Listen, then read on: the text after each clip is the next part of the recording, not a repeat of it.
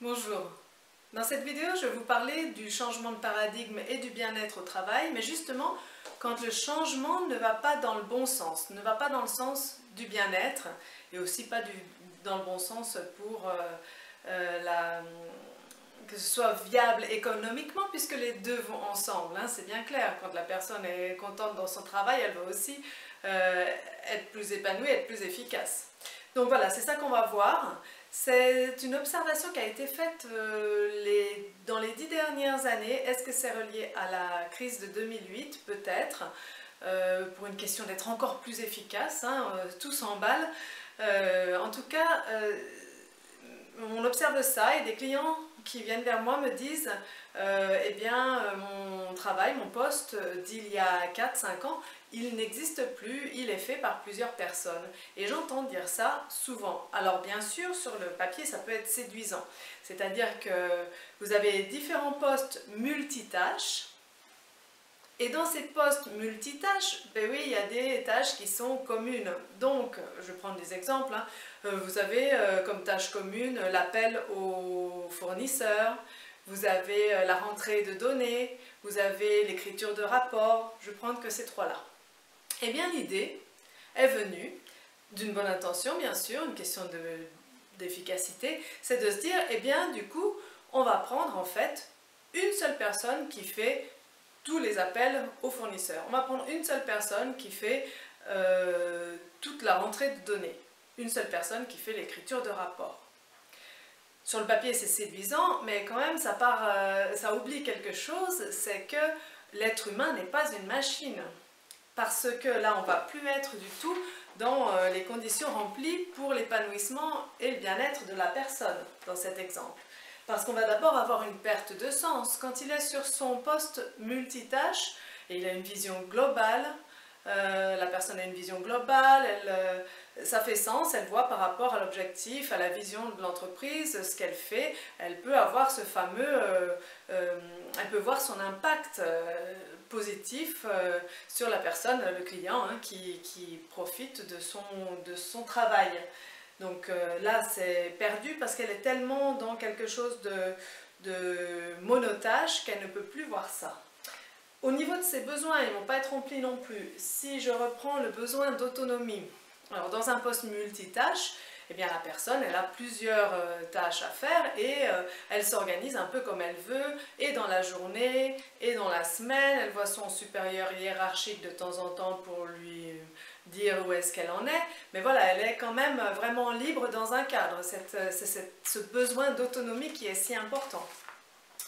Vous allez même perdre au niveau de la compétence, parce que la personne, même si elle est douée pour la tâche qu'elle fait, eh bien, à force de ne faire que ça, elle va être de moins en moins efficace. Alors on prend l'exemple, si vous avez quelqu'un qui est doué pour jouer du piano, mais que vous le forcez à jouer 10 heures par jour, 5 jours par semaine, et ça toute l'année, eh bien au bout d'un moment, elle va détester le piano ou elle va devenir folle. En tout cas, elle va être de moins en moins efficace, ça c'est sûr. Et il y a le troisième besoin, le besoin de l'affiliation, le besoin d'être en lien avec les autres.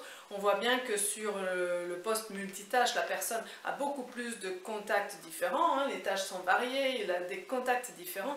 Sur le monotâche, beaucoup moins, et notamment le lien avec le supérieur hiérarchique, parce que c'est vraiment ça qui est de plus en plus mis à mal. Les gens se plaignent vraiment de la relation à leur supérieur hiérarchique, mais quand on passe à quand on fait ce changement-là, c'est pas étonnant du tout, parce que le supérieur hiérarchique va passer d'un climat, d'une relation de confiance qu'il avait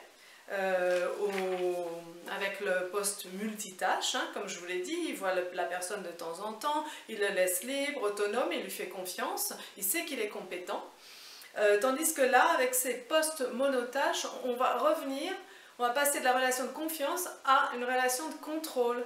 C'est-à-dire que, par exemple, la personne qui appelle les fournisseurs, eh bien, son supérieur hiérarchique va la voir une fois par semaine et là, elle lui dira « cette semaine, tu as appelé 10 fournisseurs en moins que la semaine dernière, hein, qu'est-ce qui se passe ?» Donc voilà, on retombe en fait, on fait un pas en arrière avec cette évolution-là, parce que du coup, on revient presque en caricaturant à Charlie Chaplin avec les temps modernes, où le travail à la chaîne, on ne faisait qu'une seule tâche. Il est facile de comprendre que dans ces conditions, la personne ne peut pas être épanouie. J'espère que ça c'était clair, et là où est-ce que je veux en venir aussi avec cet exemple, c'est que c'est le but de cette chaîne, et oui, l'objectif de cette chaîne, c'est montrer l'importance chez nous, les êtres humains, l'importance que l'on a dans les années à venir très proches à développer rapidement notre intelligence émotionnelle. Parce que là, on voit bien que tout ce qui est analytique, en fait on a deux cerveaux, hein, si je vais rapidement, notre cerveau gauche qui est plutôt analytique. On sait bien depuis que Kasparov s'est fait battre par un ordinateur d'IBM que la machine est plus performante que l'être humain pour tout ce qui est analyse et pour analyser un grand nombre de données, hein, la big data, il y a l'intelligence artificielle qui arrive. Donc là, on ne va pas pouvoir concurrencer le robot, l'ordinateur, la machine. Donc là, ce qui est important pour l'être humain dans les années qui viennent, c'est de vite apprendre à développer son intelligence émotionnelle. Parce qu'on a du retard là-dedans. Les émotions, on a appris à les cacher, on en a honte, il ne faut pas être faible. Bon, on en a parlé déjà de tout ça. C'est pour ça que je prends l'exemple des personnes hypersensibles. Parce qu'elles ont vraiment du mal. Elles ont des émotions débordantes. Donc, c'est un exemple pour toutes les autres personnes, pour leur montrer eh bien, ce que c'est en fait la force de cette intelligence émotionnelle. C'est notre intuition, c'est une intelligence fulgurante. Elle ne passe pas par le conscient, pas par le mental. C'est que vous pouvez capter plein d'informations de votre environnement et trouver très rapidement la meilleure solution, la solution la plus juste. Vous n'allez pas pouvoir le verbaliser, vous n'allez pas peut-être pouvoir tout expliquer. En fait, c'est une accumulation de données peut-être imperceptibles, souvent imperceptibles par le conscient. Ça peut être par exemple, eh bien, vous avez eu un client au bout du fil et il avait la voix un peu tremblotante, et là, vous avez compris à sa voix que il n'était pas très content peut-être, ou ça va être, vous avez feuilleté plein de données rapidement et vous en avez retiré l'essentiel. Et toutes ces données que vous avez prises dans votre environnement, vous allez pouvoir en retirer vraiment rapidement le meilleur pour trouver la meilleure solution par votre intuition, par votre intelligence émotionnelle. Donc avec cet exemple, on voit bien là que si les organisations vont vers un changement de poste qui deviennent monotâches et monotones, et bien là, elles vont perdre l'efficacité de la personne. Bien sûr, ça va être facile à remplacer, mais pour coordonner, il n'y a rien de tel que la personne, l'être humain. Donc, c'est vraiment important d'éviter cet écueil-là, de revenir à des postes qui sont intéressants pour les personnes qui les font et aussi intéressants pour les managers à superviser.